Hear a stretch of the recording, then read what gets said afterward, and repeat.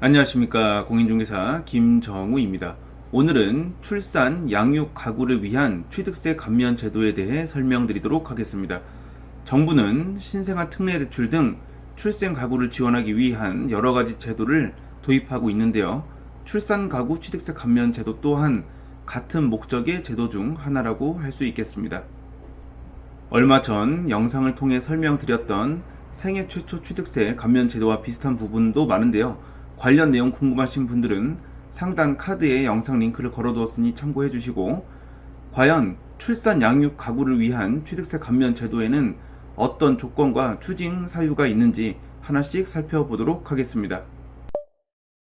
먼저 조건부터 살펴보겠습니다. 2024년 1월 1일부터 2025년 12월 31일까지 자녀를 출산한 부모가 본 제도의 대상입니다. 이때 미혼모와 미혼부를 포함합니다. 이 조건에 해당되는 부모가 출산 이후 자녀 양육을 위해 거주할 목적으로 출산일로부터 5년 이내에 주택을 취득하는 경우에 취득세 감면 혜택을 받을 수 있게 됩니다. 여기서 눈여겨볼 부분은 주택 취득 당시 1주택인 경우에도 해당이 되지만 취득일로부터 3개월 이내에 1가구 1주택이 되는 경우에도 혜택을 받을 수 있다는 점입니다. 딱 주택 취득 시점부터 3개월 이내의 요건만 보는 것이죠. 과거에 주택을 보유했던 이력이 없어야 하는 생애 최초 취득세 감면 제도와는 차이가 있는 지점입니다. 그리고 자녀 출산과 주택 취득의 전후가 바뀌어도 됩니다. 주택을 먼저 취득하고 1년 이내에 자녀를 출산한 경우에도 본 제도의 혜택을 받을 수 있는 것이죠. 이때 2024년 1월 1일 이후에 취득한 주택이 한한다는 점 참고해 주시길 바랍니다. 두 번째, 취득세 감면 범위는 최대 500만원입니다.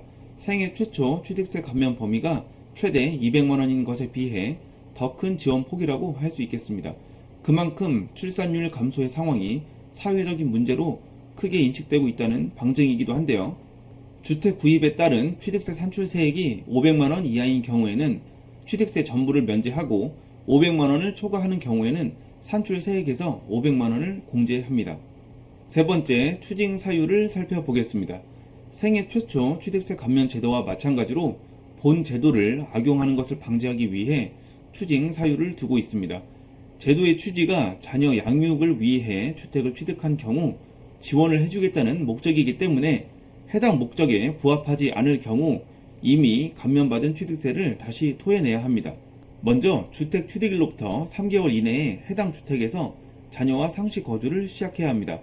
만약 주택을 취득하고 나중에 자녀를 출산한 경우라면 출산일로부터 3개월 이내에 자녀와 상시 거주를 시작하셔야 합니다. 그렇지 않으면 추징 사유에 해당합니다.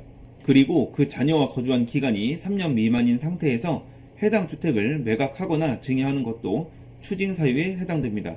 단 배우자에게 지분을 매각하거나 증여하는 것은 가능합니다.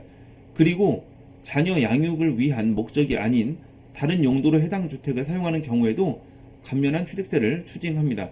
대표적으로 해당 주택을 임대한 경우가 이에 포함되겠죠. 이상으로 출산가구 지원을 위한 취득세 감면 제도의 조건과 추징 사유에 대해 살펴보았습니다.